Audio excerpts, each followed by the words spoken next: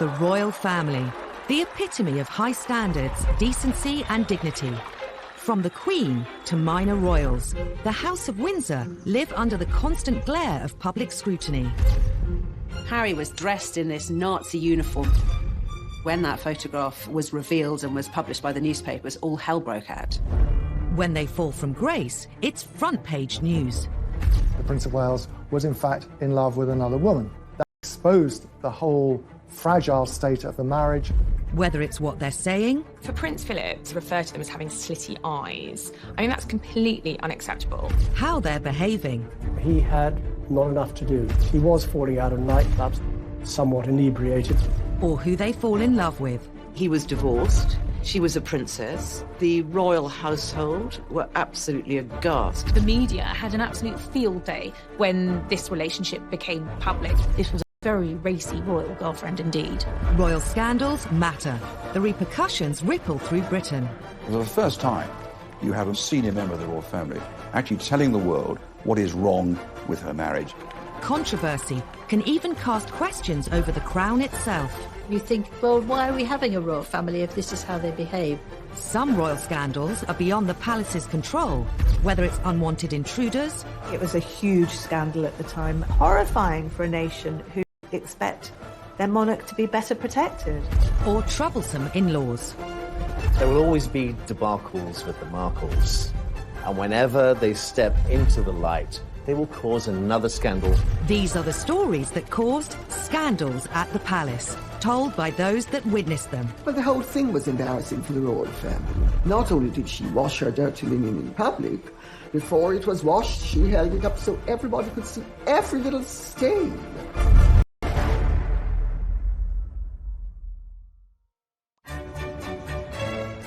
The House of Windsor, an institution at the heart of our nation.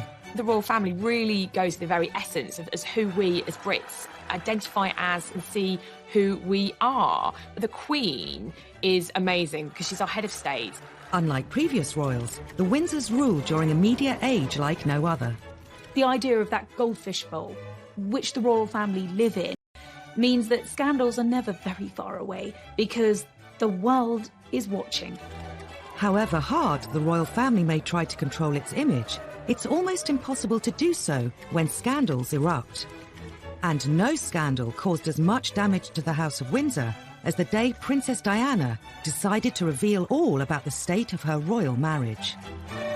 Diana had and nurturing the relationship. She did it with several journalists. She did it with writers. She did it with me. After their fairy tale wedding in 1981, Diana became the most scrutinized woman in the world. Diana was the biggest star, the biggest celebrity on the planet. If you wrote a story about Princess Diana, it was on the front page, no matter what. But not all the headlines were positive. Some press reports suggested that all was not well between her and Charles. Diana wanted to make sure the public heard her side of the story, even if it caused a huge scandal. In 1992, she dropped a bombshell that would rock the House of Windsor to its core. She secretly cooperated on a tell-all biography with journalist Andrew Morton. Princess Diana felt that she didn't have a voice. She was trapped inside the palace, and people didn't know her plight. She was approached by Andrew Morton through an intermediary called James Colthurst. He acted as a go-between. Andrew Morton gave him the questions. James put the questions to Diana, and she answered them in a tape recorder, and the tape was given to Andrew Morton. Colthurst made repeated clandestine visits to Kensington Palace and taped several conversations with Diana. I was working with Diana in 1992 and was completely unaware of her liaison with the go-between James Colthurst. Had I been aware of it, or had I been advised about it, at that particular time, I would have probably encouraged her not to do it. Diana's butler, Paul Burrell, was one of her closest confidants. Even he was kept in the dark until shortly before the book's publication. I remember saying to her, "Do you think it's a good idea?" And she said, "Well, it's done now. It's too late." She didn't seem to care. This was her chance to tell the world exactly what she felt. During the conversations, Diana had revealed some of her most intimate secrets. Andrew Morton knew when published they would cause a sensation. He just could not believe what he was seeing. I mean, he knew he'd struck gold, but he was brave, and he was determined to go ahead and publish. In the weeks before the book's release, rumours of its existence circulated amongst the press. During an official visit to Budapest, Diana was confronted by the Queen's press secretary, Dickie Arbiter. She categorically denied that she had given any assistance whatsoever to Andrew Morton. She had that sort of look on her face, and I knew that she was being economical with the truth. But you don't tell... The story was published in January 1992. It shocked the world, though many greeted its claims with disbelief. The motivation was to tell the truth.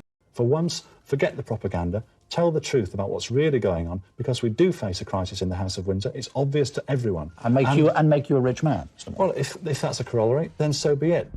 The book alleged Diana had been driven to bulimia, severe depression and self-harm. It was headline news in every newspaper, every TV channel.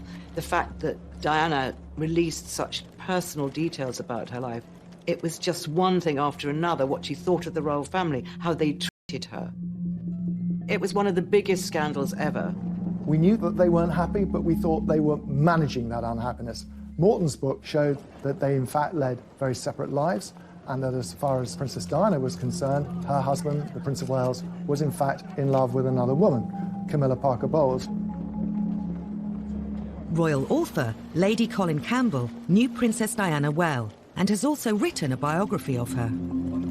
The whole thing was embarrassing for the royal family. Not only did she wash her dirty linen in public, before it was washed, she held it up so everybody could see every little stain. The most shocking claim in Andrew Morton's book was that Diana threw herself down the stairs while 4 months pregnant because she was so unhappy. While many poured scorn on the claim, Paul Burrell says he remembers the incident well.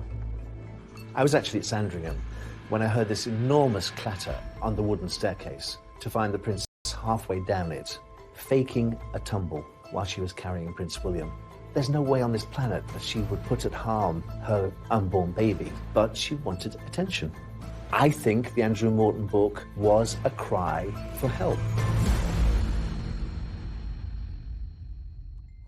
Diana and Charles's marriage was under the spotlight like never before. So too his relationship with Camilla Parker Bowles.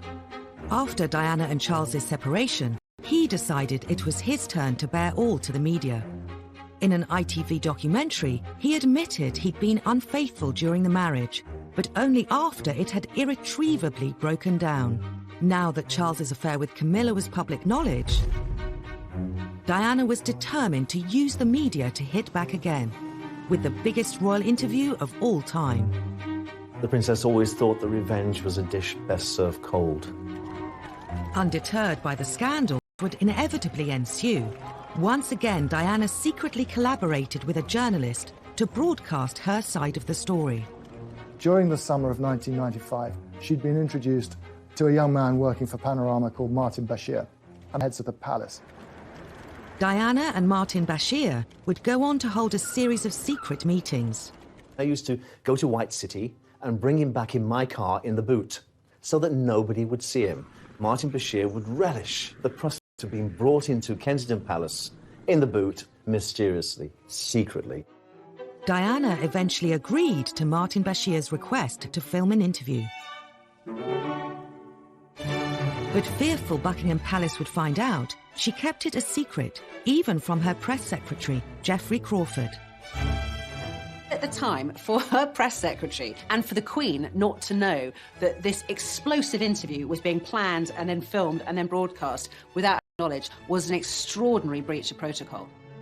Paul Burrell had helped arrange Diana's meetings with Bashir, but she was obsessed with secrecy.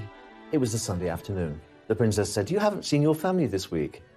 Why don't you go home and see your wife and children?" I thought, this is strange. I took the opportunity to go home. The coast was now clear.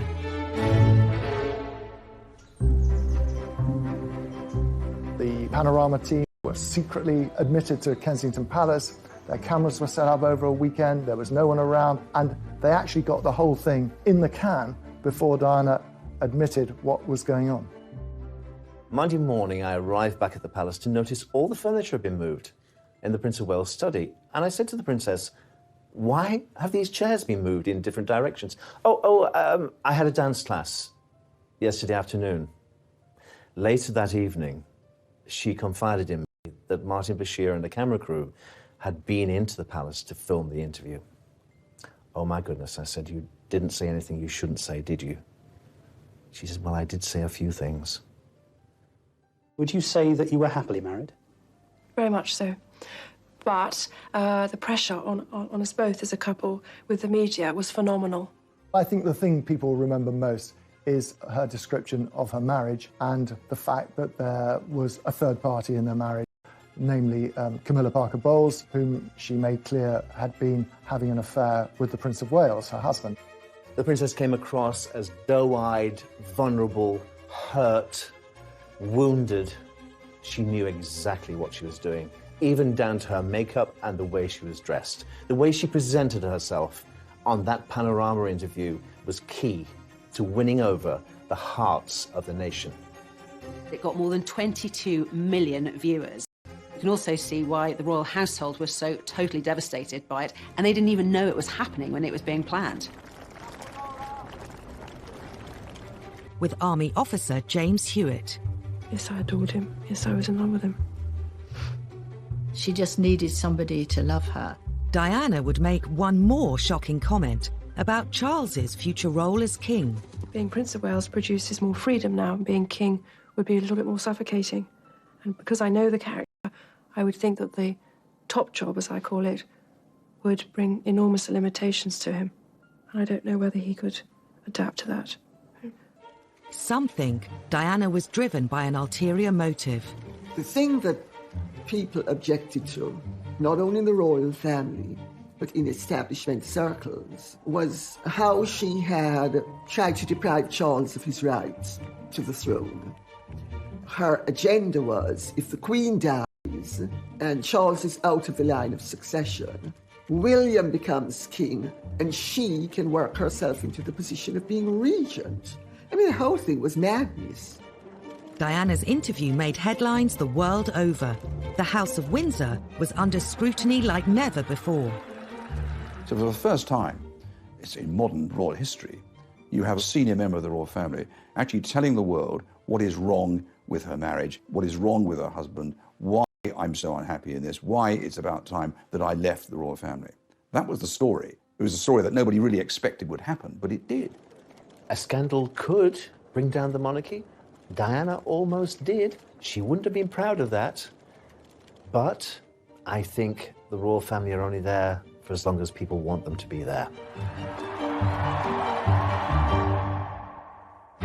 Diana's revelations were a watershed for the House of Windsor. However, she wasn't the only royal to court publicity and cause scandal. The Queen Mother in particular was incensed that in one fell swoop, Edward had managed to set them up to be complete laughingstocks.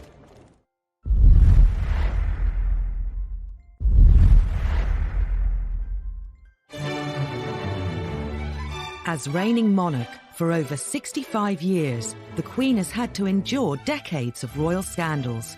Many have involved her 4 children. The youngest, Prince Edward, and his wife Sophie, nowadays keep a low profile. He's the only one with a successful marriage of the Queen's 3 boys. He's the only one whose marriage hasn't ended in divorce, still happily married with 2 children. In his younger days, Edward attracted his fair share of headlines. Like Diana, he courted the media, in his case with sometimes disastrous results. Edward's first taste of controversy came in 1986. After graduating from Cambridge University, he followed his father theatre, but Edward decided to go into the Marines, which was a surprise for some people because he didn't appear to be cut out for it. This was a classic example where someone should have taken Edward on one side and said, this might not be your cup of tea. Just 4 months into his training at Sandhurst, Edward dropped a bombshell.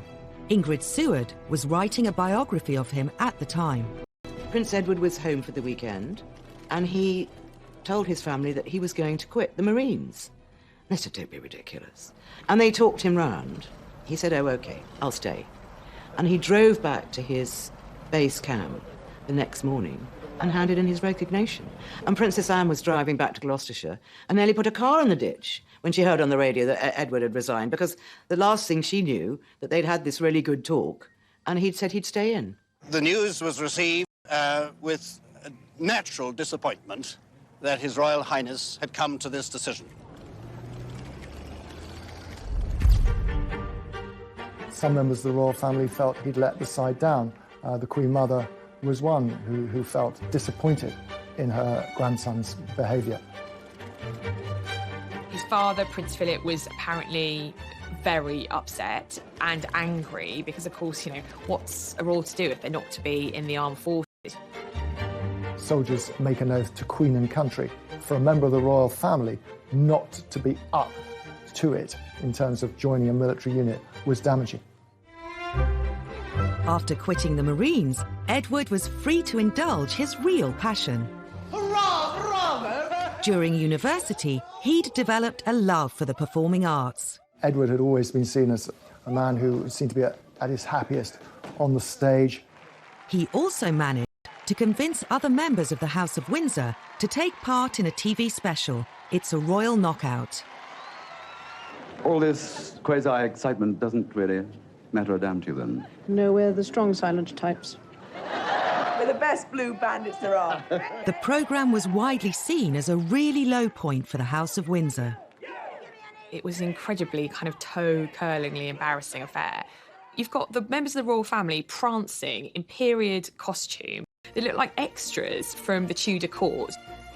I think it was quite dangerous for the royal family in a way, because you think, well, why are we having a royal family if this is how they behave? If you see these people running around, mucking about, like 6-year-olds or 3-year-olds even, and you think, well, am I giving my taxpayers money for this? It's nonsense.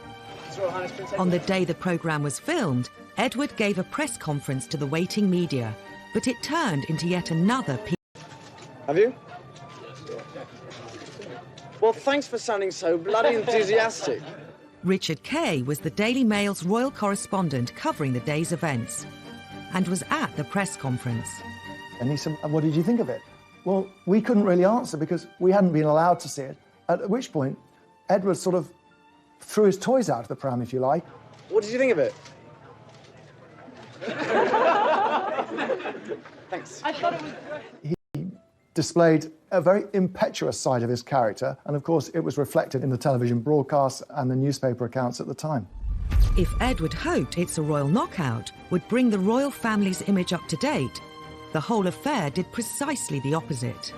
The Queen Mother in particular was incensed that in one fell swoop, Edward had managed to set them up to be complete laughingstocks. And she, having tried so hard to kind of reposition her family and obviously her daughter as monarch with dignity and gravitas, prancing around in Tudor costume, kind of laughing and braying in front of the cameras, it took them back several years. The fiasco didn't deter Edward from embarking on a career in television. In 1993, he started his own TV company, Ardent Productions. At the time, he made the mistake in saying, well, I'm not going to work on my royal connections, but practically every documentary he made had a royal connection. In 2001, Ardent were commissioned to make a series called A to Z of Royalty for an American TV channel. Prince William was about to start university at St Andrews. At the time, it was a big story. There was an agreement in place between the palace and the media that we would turn up to cover Prince William's first day at university, and we would then leave, which we all duly did, except there was one film crew that didn't pack up and leave, and ironically enough, that was Edward's. Edward's film crew broke the agreement Clarence House struck with the media and continued to film around the university. Edward and his media career once again attracted all the wrong headlines. Edward was very defensive about it, maintaining that they weren't stalking Prince William, they were merely doing some extra shots they wanted to take up there. It did look very much like there were two rules. One rule for the working press, if you like, the media, and another for the royal family. It looked favouritism. Press reports claimed Ardent's bungling caused a huge bust-up between Edward and William's father. Prince Charles was apoplectic about it. When news reached him that there was still a camera there, there was quite a colourful phone conversation had between the two brothers. Ardent were forced to issue a public apology. It was a massive case, end of Edward's fledgling production career. Edward's television career was subject to press ridicule from the beginning. It was symbolic of the media's changing relationship with the royals. In the years immediately after the war, the British media showed far more deference to the monarchy. But in the 1950s, that began to change. The threat of scandal forced Princess Margaret to abandon her plans to marry. Her suitor, a member of the royal staff, named Peter Townsend. Peter Townsend was a war hero, a fighter pilot, very glamorous. But Peter Townsend had been married before, and in those days that created a huge scandal. The obstacles were enormous. He was divorced, she was a princess, the royal household were absolutely aghast.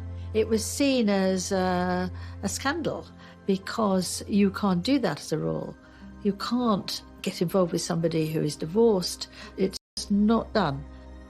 Sir Alan Lascelles, who was the private secretary to the Queen, when Townsend went to tell him of the news that they intended to marry, Lascelles said, "You must be either mad or bad or both." The Royal Marriages Act meant Margaret needed her sister the Queen to agree to the marriage. But her role as head of the church placed Elizabeth in a compromising situation. The Queen was head of the Church of England, therefore could not condone the remarriage of divorced people in church. So for Princess Margaret, that was going to be tricky. Divorce was a dirty word. It was a dirty word in terms of the church. It was a dirty word in terms of government. In those days, the church did not recognise divorce. They knew it was happening, but they didn't recognise it. They didn't like it. As the church and the powers in the government pressed the Queen to oppose the marriage, the romance was about to become public knowledge. An eagle-eyed reporter saw Margaret brush a bit of fluff off Group Captain Peter Townsend's RAF tunic, and royals don't brush fluff off the hired help's tunic, and they thought, aha, there's something here. It was out in the open, they couldn't disguise it. That gesture of the bit of fluff went right round the world and was, in fact, a major story which led unquestionably to a crisis. This was a public display of affection which was very unwise. The press latched onto this enticing story. It offered romance, drama, and real danger for the House of Windsor. The country was hooked. Margaret was really the first celebrity royal. People were fascinated in her life, and she was dating someone who was quite a controversial character, and this was quite a racy royal romance, so it made the headlines. Unfortunately, the fact that he had been divorced was a big issue, and whereas a lot of people were privately sympathetic to Princess Margaret, there was still this huge issue hanging over it. The romance was doomed. Margaret was presented with a choice. If she married Townsend, she would have to give up her title as princess. She chose her duty to the crown. She issued a rare statement in which she said that she had decided not to marry Peter Townsend. She recognised that being Princess Margaret and given her place in line to the British throne, that actually it was a case of duty before self, and that was what she decided to do. It was the first of the post-war scandals to hit the royal family. It was a tragedy in many ways that Margaret hadn't been able to marry him. He was her first love, the big love of her life. The Queen's intervention quelled the growing controversy around Princess Margaret's love affair. But the damage to royal reputations was done, and the floodgates had been opened. The age of deference was over. The royal family was now fair game. Half a century later, tales of a tearaway prince would create more shocking headlines in the tabloid press. Prince Harry did have a very troubled adolescence. He missed his mother a lot.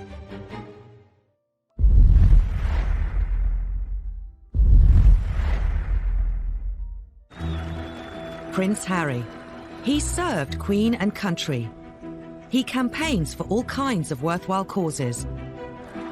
And he's one half of a real-life royal fairy tale. Sixth in line to the throne, these days he's undoubtedly one of the most popular members of the royal family. But a few years ago, he was no stranger to tabloid scandals. Harry's always been the one who knew he'd never be king. Didn't matter. So Harry could do exactly what Harry wanted. Harry was doing his A-levels at Eton College, but was destined to join the armed forces. The army was always his first love. I remember him as a 5- and 6-year-old strutting around Kensington Palace in army fatigues with a parachute regiment beret. But before serving in the military, Harry was grabbing the headlines. He had not enough to do. He was falling out of nightclubs, somewhat inebriated. In 2002, the antics of the 17-year-old were to make front-page news. He got involved with smoking cannabis and drinking too much, so his dad took him by the ear and took him to a rehab centre. Prince Charles was so concerned at how often his younger son was using cannabis that he insisted he visited the Featherstone Lodge Centre in South London. Prince Harry met addicts. Story caused a stir and would become a major front-page splash. The News of the World got a hold of the story and, put it to the palace, and we're going to go and run with a big story about drugs. Prince Charles's spin doctor at the time, Mark Bolland, later said they decided to cooperate with the News of the World to try and present the story positively. They showed the Prince of Wales in a good light by saying as a dad he was taking his kid to the rehab centre to show the dangers of drugs and drink. And the News of the World would go along with it because then they could run the story on the drugs anyway. What youngster of that age wasn't falling out of nightclubs or pubs? It happens all the time. Even if you've got a protection officer in tow, that you are going to get up to things that maybe you shouldn't. Others in the media speculated that Harry was struggling to cope with the death of his mother at the age of 12. Prince Harry did have a very tough time after the death of his mother. He had a very troubled adolescence, very public displays of fighting with photographers and getting drunk. I think he missed his mother a lot and didn't really have a role in life. I think Harry's wild teenage years have a direct link to losing his mother. William and Harry walked behind Diana's coffin as part of the funeral cortege. Having grown up with them, of the two boys, I always worried about Harry most. An almost intolerable moment for the two boys, the two princes. Impossible to put into words. I knew that William was of an age he could understand his mother's passing, and Harry wasn't. And that really did affect his teenage years. He admitted a couple of years ago that he suffered mental health as a result of the death of his mother. At the time, he said no 12-year-old should be asked to walk behind a coffin. But then Prince Harry's no ordinary 12-year-old. He's a prince of the United Kingdom. After the rehab story, the press became increasingly interested in Harry's personal life. This was a difficult time for Harry.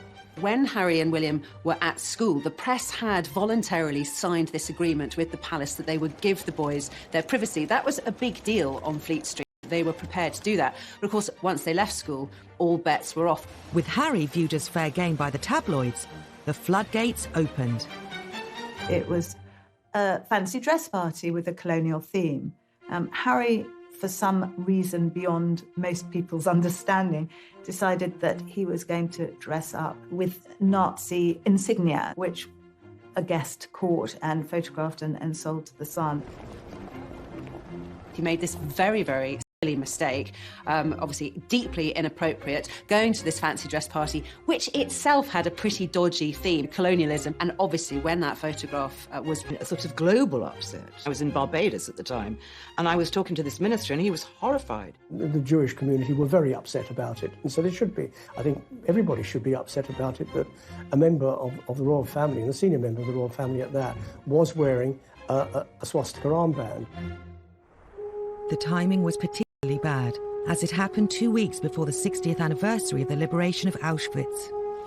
It was seen as trivialising something that was such an important part of world history. It was a huge scandal for the royal family. It was such an insult to so many people. But obviously Harry hadn't thought about it, and obviously William hadn't thought about it either, or else he would have said, hey, that's a really silly idea. To make matters worse, the press brought up old stories about the Nazi connections of Edward VIII, the Queen's uncle. I think Prince Harry, inadvertently, by effectively a schoolboy prank, brought a lot of those feelings back to the fore. The royal family immediately apologised. I don't believe for a minute that he's got those sort of anti-Semitic tendencies. It was just thoughtless, and he really messed up. It could have affected his career in the army. He was just about to go to Sandhurst. But the military academy accepted his application. Then he got the call to the army, and that was the making of him. He excelled as a cadet. He excelled when he joined his regiment, the Blues and Royals. Harry was posted to Afghanistan. He became the first member of the royal family to serve in a war zone since his uncle, Prince Andrew. He was trying to find a role for himself, and in the army, it seemed he'd found one. He'd served with great distinction. Soon before Harry was due to go on his second tour of duty in Afghanistan, he took a trip to the US. I think going to Vegas was really Harry having his last hurrah before going to war. Harry was going to the front line. In August 2012, footage emerged of Harry at a Las Vegas pool party surrounded by women in bikinis. He let off steam in a way which sort of raised eyebrows. I think that's at the very least. He probably felt no 100% guarantee that he was going to come back in one piece. He might come back in a body bag, might as well let his hair done. And then he did just that. But his send-off party left him with more than just a hangover. He was snapped naked after a game of strip billiards in his hotel suite. The scandal went global. This was front page news. Harry naked in Vegas. I'm not saying that he shouldn't have done it, but his protection team have let him down again. This was a naked body stall, things going wrong, and on this particular occasion they didn't. The photos rapidly spread across the world. There was a strong effort by the palace to suppress the pictures, to prevent them being published in this country, and for some time that held firm. It was quite ludicrous, really, because they'd already been seen by anyone who's got a computer or a phone. They could just tap in and look at them. A few days later, those pictures of the party-loving prince made a splash in this country too. He was portrayed in the media as a foolish young man who had some life lessons to learn. In many ways, it was rather unfair. I mean, he was only doing what a lot of young men of his age do. I think at the end of the day, when the pictures started appearing, it endeared Harry to the great British public. They thought, hey, he's one of us. Ultimately, it was a phase Harry was going through, like a lot of kids go through, and just part of his growing up. Today, Harry has dedicated himself to helping young people and mental health charities.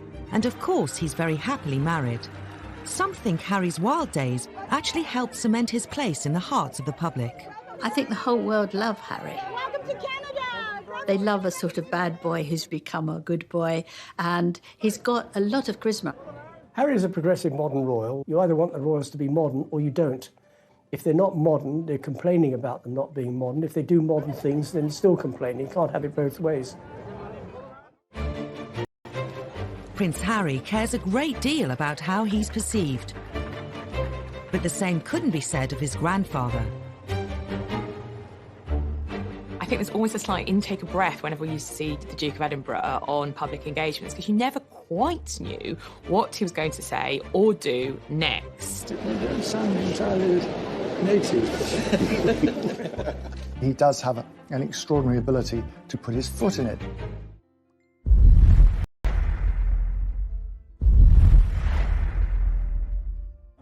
Before retiring from public engagements well into his 90s, Prince Philip did a remarkable job, accompanying the Queen on royal visits throughout the UK and all over the globe. You've not seen the world's most experienced pluck on there. He's also known for his blunt sense of humour. Philip would rather be known for his one-liners than for his gaffes, of course. But nevertheless, that's how many of these jokes, if that's what they are, have been interpreted by the media over the years. I mean, he does have an extraordinary ability to apparently put his foot in it. Historically, whether he's giving a speech to dignitaries, greeting world leaders, or being given a tour of a hospital, Prince Philip has been known to offend his hosts. Philippines. like intake of breath whenever we used to see the Duke of Edinburgh on public engagements, because you never quite knew what he was going to say or do next. And that's led to a string of scandals and a huge array of headlines. The Duke of Edinburgh definitely has a reputation for being gaffe-prone. Some of them are funny. Thank you very much indeed for your kind welcome and for the very nice things you said about me, and also for this excellent dinner. I can tell you that I'm prepared to grace almost anything for a meal like that. Some of them are very non-PC. Prince Philip today unveiled an award, but also at one point observed that a somewhat dilapidated fuse box looked as though it was put in by an Indian. And some of them are downright offensive. You don't sound entirely native. I just don't think he can help himself. He just says what he thinks. And I suppose in the 1920s and 1930s you could get away with that. Prince Philip is a law unto himself. I think it would take a very, very brave person to say, sir, by the way, can you just tone it down a bit? No one tells Prince Philip what to do, first and foremost. He is his own man. He says what he thinks and what he feels. At the centre of a storm, the Duke visiting Ely Cathedral today, saying nothing more about handguns. On his behalf, though, a lengthy apology from Buckingham Palace after he questioned the wisdom of new restrictions. He is trying to say the right thing, and sometimes it doesn't come out quite right. He's always taken the view that his role is an icebreaker. The Queen is actually remarkably shy. In 2013, Philip met Nobel Prize-winning education campaigner Malala Yousafzai. One thing about children going to school. They go to school because their parents don't want them in the house. Instead of putting people at ease, sometimes he puts them in the spotlight. In 2010, Navy Sea Cadet Elizabeth Rendell made national news when the Duke asked her if she worked in a strip club. He was with people in uniform. He's always much more comfortable with naval and army types, and he obviously felt secure in their surrounding that he could crack a joke. While people in the UK are used to his old-fashioned sense of humour, on the international stage, the Duke has sometimes threatened diplomatic relations with foreign countries. I don't think he means any genuine offence when he makes these one-liners, but unfortunately, he has offended nations and peoples around the world. In 2009, the Duke committed one of his most high-profile blunders when meeting Barack and Michelle Obama. Meetings with the Chinese, the Russians, David Cameron. Tell the difference between I think Prince Philip asking whether you could tell the difference between Chinese, have a preponderance of saying something rude about the Chinese. In 1986, while on a state visit to China, Philip made arguably his most infamous and catastrophic blunder of all. They were behind the red flag of China for the very first time, a huge visit because of all the trade potential. And it went terribly well, up and until Philip's comment. He described Beijing as ghastly and then made further offensive comments about the Chinese people. I was there when he said to a group of students, if you stay here any longer, you'll get slit eyes. The students themselves weren't offended. However, the hosts were, and there was an enormous diplomatic mission undertaken to smooth things over. Of course, on the surface, everyone said they weren't offended at all, but we were always told that behind the scenes, things were very fraught. I don't think the Queen was overly impressed with that one. The Duke's gaffes may cause tension, but the press have always lapped them up. Some who know the royals feel Philip is treated unfairly. Prince Philip likes to relate to people on a human level. He tells jokes that are funny. What have you done wrong to be exiled? But if you hijack the joke and take it out of its context, it can be misinterpreted. The problem is when Prince Philip makes a gaffe, all the press are absolutely delighted because there they have their story. During royal tours, there's always somebody that goes off on what they call gaff watch. They follow Prince Philip to see if he says anything rude or inappropriate or racist. And he nearly always used to come up with some very funny remark. He can be a godsend to the media, but sometimes he does offend. Yeah, there's no doubt about that. There's some classics, like when he went to Australia. In 2001, the Duke was accompanying the Queen on a royal tour of Australia to help mark her Jubilee. The Duke asked Aborigines if they still threw spears at one another. It was just one of those moments where people just didn't know what to say or where to look. This comment caused such uproar and such offence that the palace was forced to release a statement to make it very clear that the Duke had made these comments with a light heart and that no offence was intended. But of course, by that point, the damage had been done. He had hugely offended his hosts. In spite of, or perhaps because of Prince Philip's infamous gaffes, he's remained very popular with the public. Well, Prince Philip is one of the most well-loved members of the royal family. He really was the kind of comedic companion to the Queen. He has been sort of a wonderful husband to the Queen, so supportive throughout. Essential ingredient of any happy marriage. The rest of, hoi polloi. As stories have emerged of royal security lapses, they've given us a glimpse into the private lives of our royal family.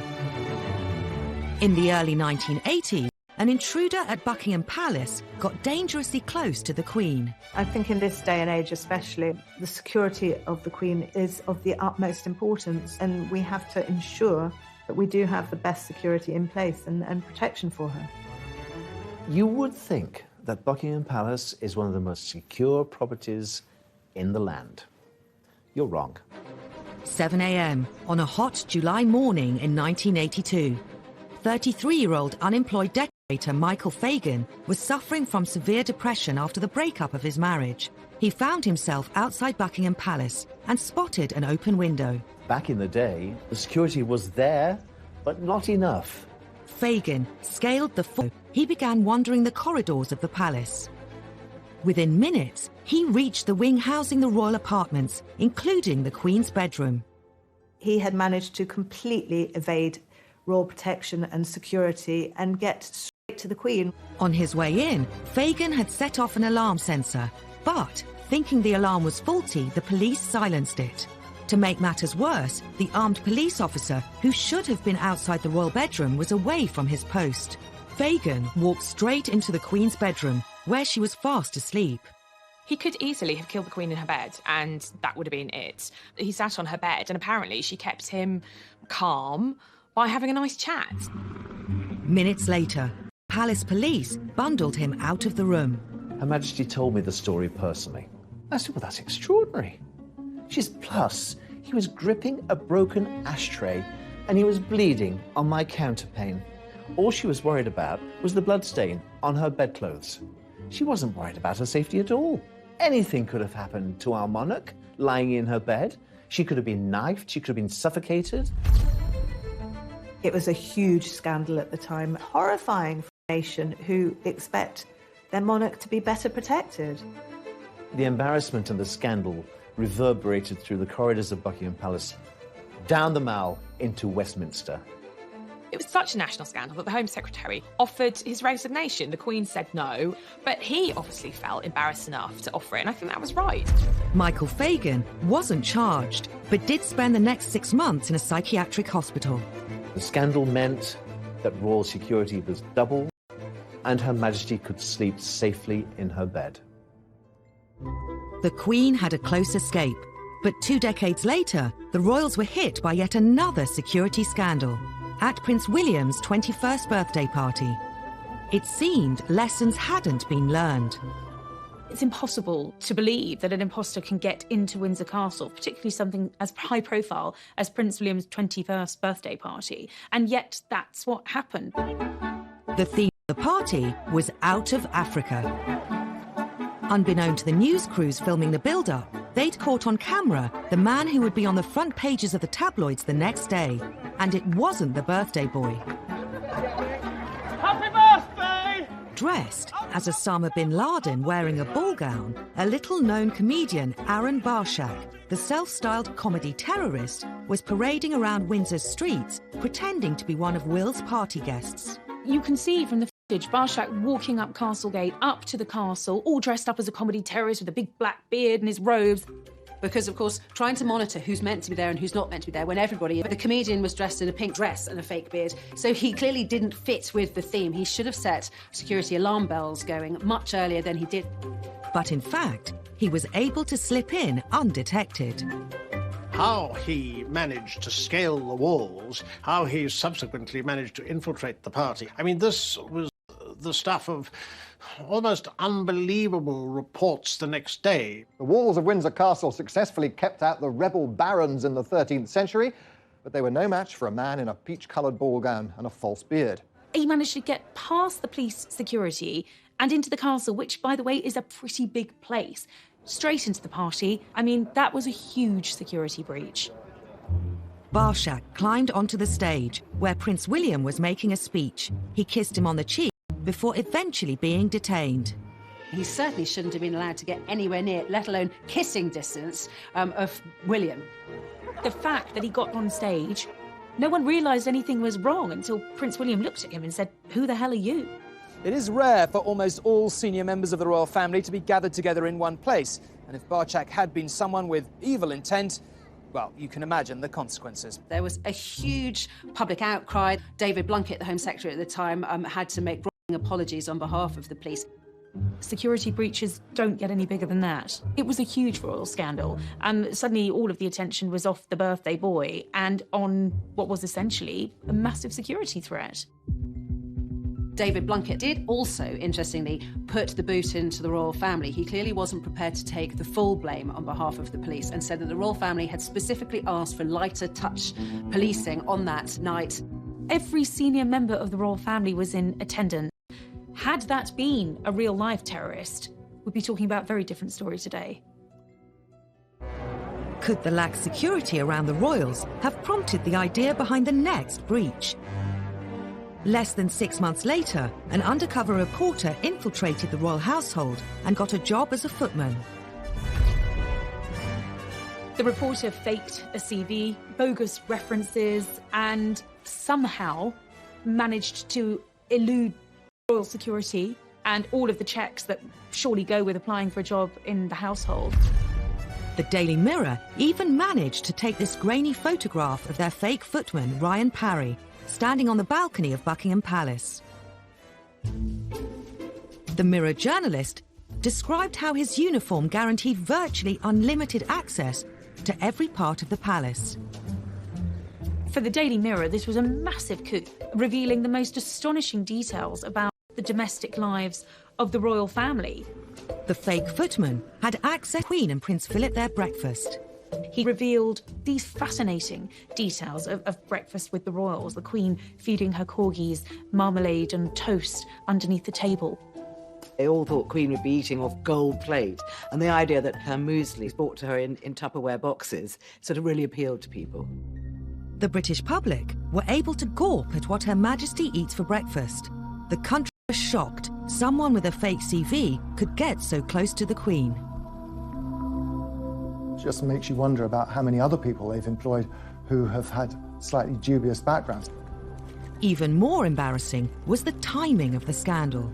He was there on the eve of a presidential stay. In fact, he saw the president's bedroom. There could have been a real scandal over the fact that this undercover reporter was working within feet of President Bush while he was a guest of the Queen. For the palace, utter humiliation, an absolute breach of royal security.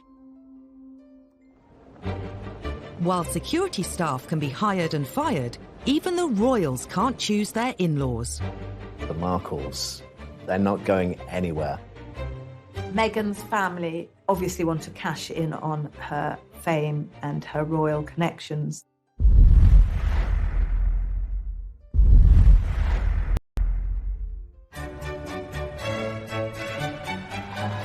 May 2018, Prince Harry married Meghan Markle in a fairy tale wedding, watched by the world. I think the wedding of Prince Harry and Meghan Markle really captured most people's imagination, and it was like a film set. I think it was very Hollywood, really, more than royal in a way. The whole country was excited at the prospect of having an American in the royal family. The royal wedding itself was like a giant street party. Everybody loved it.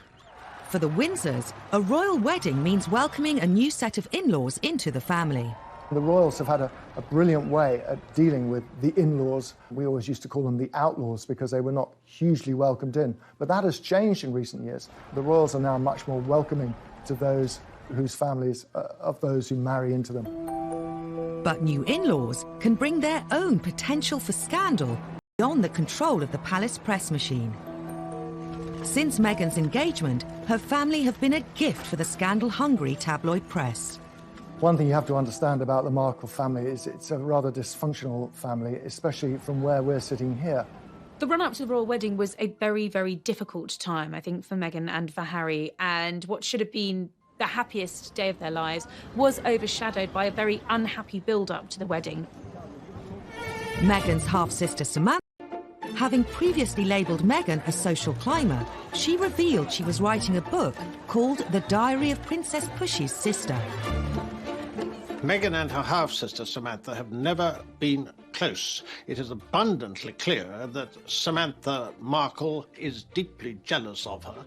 She's also been outspoken on Twitter, in one outburst branding Meghan the Duchess of Nonsense. The Markles have caused a huge amount of problems. Samantha is off the rails as far as the things that she says. In the weeks before the wedding, the scandals kept coming. Many of the Markles have been keen to cash in on their fame through their new royal connection. And no one is doing that better than Tyler Dooley, her nephew, who is growing cannabis quite legally. He decided that he was going to launch a brand of cannabis called Markle's Sparkle. You can't control the families they marry into, particularly if the families they're marrying into are on the other side of the world, in the United States. They are citizens of another country. They do things in a different way. Some royal observers think the problems with Meghan's family became even worse after Harry appeared on Radio 4's Today programme. Were there family traditions you had to explain to her? Oh, plenty. I think that's probably. I mean, I think we've got one of the biggest families that I know of, and every family is complex as well. So, no, look, she's done an absolutely amazing job, just getting in there, and it's the family that I suppose she's never had. Harry's comment about Meghan's family sparked a very public war of words with the Markles. It was a crass remark, I think, by Harry. I think he immediately regretted it because it exploded into the social media, Twitter sphere, if you like. Samantha Markle is very handy on social media, and she responded pretty much immediately, saying, well, wait a minute, there is a family here. We were all there when Meghan was growing up, and the palace should have intervened quickly to nip it in the bud. A simple invitation to the wedding would have solved it. But wedding invitations weren't forthcoming. I think Samantha Markle, along with the rest of the Markle family, have been hurt by being ostracised. I think by being pushed to the margins and left out, the biggest street party in our country last year really, really hurt them. Then, Meghan's half-brother Thomas Jr. decided to have his say in the press. He decided in his wisdom that he was going to write an open letter to Prince Harry, suggesting that he called off the wedding and saying, it's not too late, mate, to get out of it, and my half-sister is shallow and jaded and conceited, really wants to protect her from her family as far as I can see. The big scandal of all involved Meghan's father Thomas and some faked photographs. All had seemed well when Kensington Palace announced he would be walking his daughter Meghan down the aisle. We were all looking forward to seeing both her mother and her father at her side on the wedding day. But as the date got closer and closer, it became apparent that there was a problem with her relationship that she had with her father and whether he was actually going to be able to attend. 2 weeks before the wedding, what appeared to be paparazzi photos emerged of Thomas Markle being measured for a wedding suit. Another image showed him in an internet cafe near his home in Mexico, looking at pictures of Meghan and Harry. But soon after their publication, it emerged that Thomas Markle had colluded with a photographer to stage the photos. During the run-up to the Meghan and Harry wedding, there was a lot of attention put on to Thomas Markle, who felt that he was getting a lot of bad publicity. He was being portrayed as a sort of reclusive, penniless slob in Mexico. It was sort of the image that he felt he was getting, and he wanted to correct that image. So he decided, in his wisdom, or distinct lack of wisdom, that he would set up these photos that showed him, in his opinion, in a better light. The focus of the wedding shifted from the bride and this great British event to the bride's father. The British press had a field day. Samantha Markle admitted advising her father to do the photos. They were both accused of ruining Harry and Meghan's imminent wedding. Whether he was financially rewarded for them, we're not entirely sure, but the assumption was he was being paid for these pictures. And that started alarm bells ringing at Buckingham Palace. And then, of course, there was so much written about how this must be very, very humiliating for Meghan and what's her relationship and is he going to come to the wedding after all or not, which was, of course, the big question mark about all of that. Was Thomas going to walk Meghan down the aisle? As the clock ticked down to the big day, it was reported Thomas Markle was in hospital with heart problems, meaning he wouldn't be at the wedding.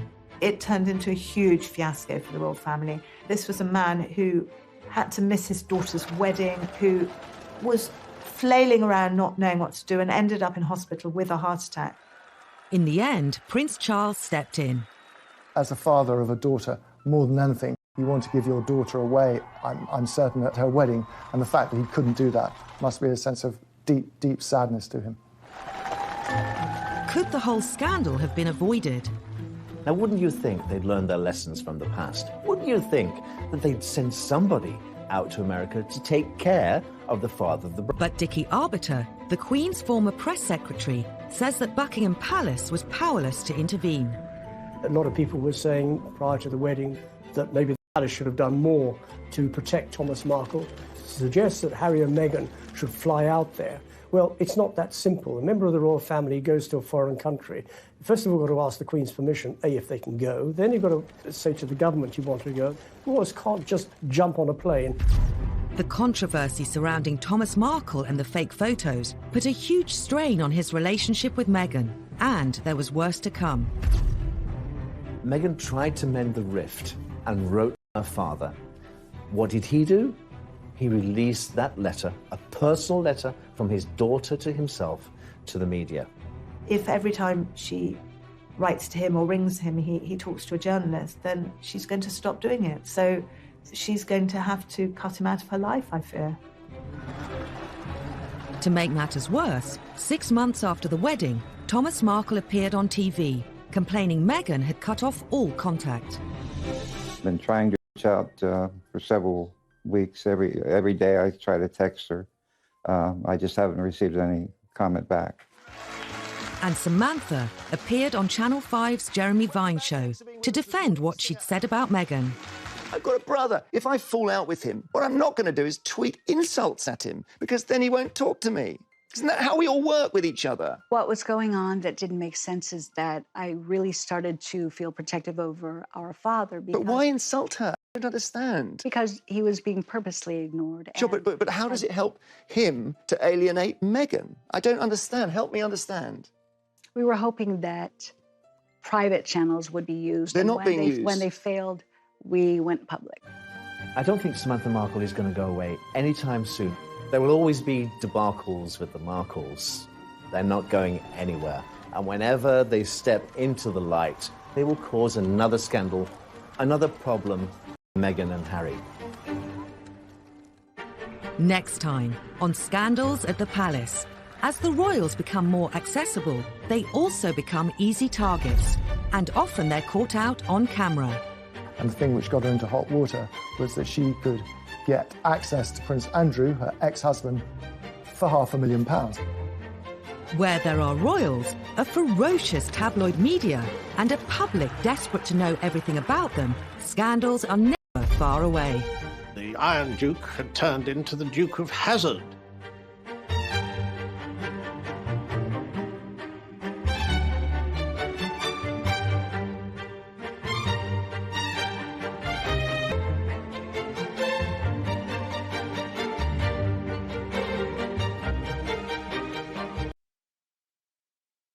Marriage was under the spotlight like never before.